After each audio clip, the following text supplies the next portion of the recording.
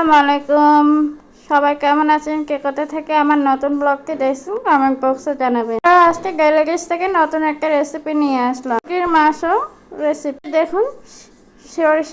সরিষা বাটা হবে, তিল, পোস্ত বেগে এই মুরগিটা মাংসটা রান্না করা হবে। তাকে বেশিরভাগ শিলপাটায় বাটতে ভালো লাগে। রান্নাতে মুরগির মাংস হলুদ লবণ দিয়ে মাখিয়ে রেখেছিলাম। সব বেঁকে রাখা মশলা, যেগুলো বেঁকে রাখা মশলা দিয়েছিলাম সেগুলো সব কিছু একসঙ্গে মেখে দিয়ে দিলাম। এখন লাউ পাতা একটা বাটিতে করে সরষের তেল দিয়ে মুরগির মাংস মাখিয়ে রেখেছিলাম সেগুলো দিয়ে দিলাম। তো গোলমরিচের গুঁড়া, কাঁচামরিচ দিয়ে দিলাম। আরও একটা উপরে লাউ পাতা এরকম করে বিছিয়ে দিলাম। এটা কিন্তু একটা নতুন রান্না। তো এখন ঢাকনা দিয়ে দিলাম।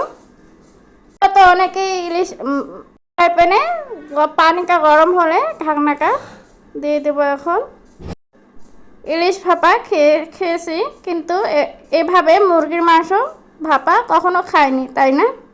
আজকে এই রেসিপিটা শুধুমাত্র আপনাদের জন্য।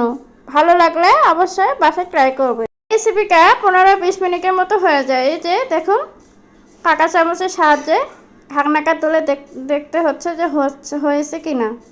প্রথমবার আমি এই রান্নাটা ট্রাই করে দেখলাম। আপনারাও এভাবে বাসায় ট্রাই করে দেখতে পারেন।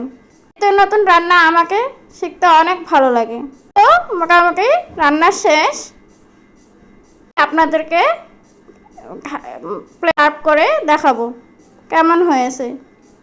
লাউ পাতা প্রথমে সরিয়ে নিয়ে কাঁচামরিচটুকু উঠে নিয়ে সম্পূর্ণটা প্লেটে এখন ঢেলে নেব। এইভাবে খেতে কিন্তু অনেক ভালো ছিল। কিন্তু খুব কঠিন রান্না না, খুব সহজ রান্না। আপনারা চাইলেও করতে পারেন। এই যে দেখুন, ঢালা হচ্ছে সুন্দর করে। লাউ পাতাটা সহ খাওয়া যাবে, কোনো কিছু ফেলা যাবে না।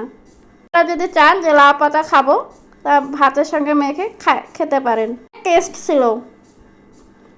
চিকেন ভাপাটা চিকেন ভাপাটি আপনারা পোলাও বা ভাত, সাদা ভাত, পরোটা, রুটি এসব দিয়ে খেতে পারেন। আর বাসায় মেহমান আসলে এটা ট্রাই করে দিতে পারেন, একদম চমকে যাবে। বাসায় যদি মেহমান আসে তাহলে এভাবে রান্না করে দিতে পারেন। তাহলে রান্নাটা যদি ভালো লেগে থাকে, লাইক, কমেন্ট, সাবস্ক্রাইব করবেন এবং পাশে ফলো দিয়ে রাখবেন। আজকের মতো এখানেই শেষ। আল্লাহ হাফেজ।